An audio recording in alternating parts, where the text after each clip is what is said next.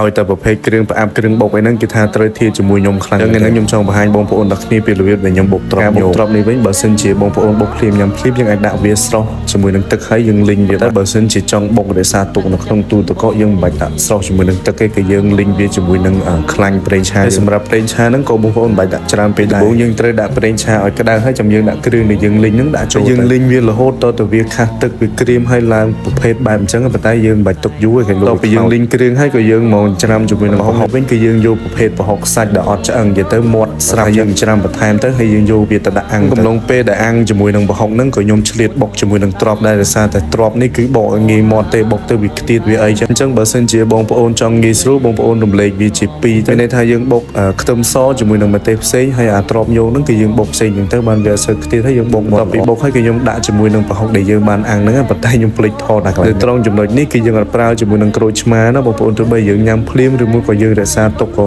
ដោយប្រើវាជាមួយនឹងអំពិលទុំសម្រាប់អំពិលទុំនឹងយើងចង់ឆ្កឹះគ្រាប់អញ្ចឹងក៏បានឬមួយក៏យើងដាក់ទឹកក្តៅដើម្បីយកទឹកវាក៏ពីបុកហើយគឺយើងភ្លក់មកទៅប៉ុន្តែសម្រាប់ស្ករខ្ញុំភ្លេចប្រាប់ថាយើងមិនបាច់ដាក់ច្រើនពេកទេព្រោះតែគ្រឿងបុកនេះយើងអត់សូវស៊ីផ្អែមទេបើយើងដាក់ផ្អែមក៏វាអត់សូវឆ្ងាញ់ចំណុចដែលសេះសល់ចំនឹងបាតត្បាល់ទៀតយើងយកមកលាយជាមួយនឹងបាយនិយាយវាថាជាតិត្មង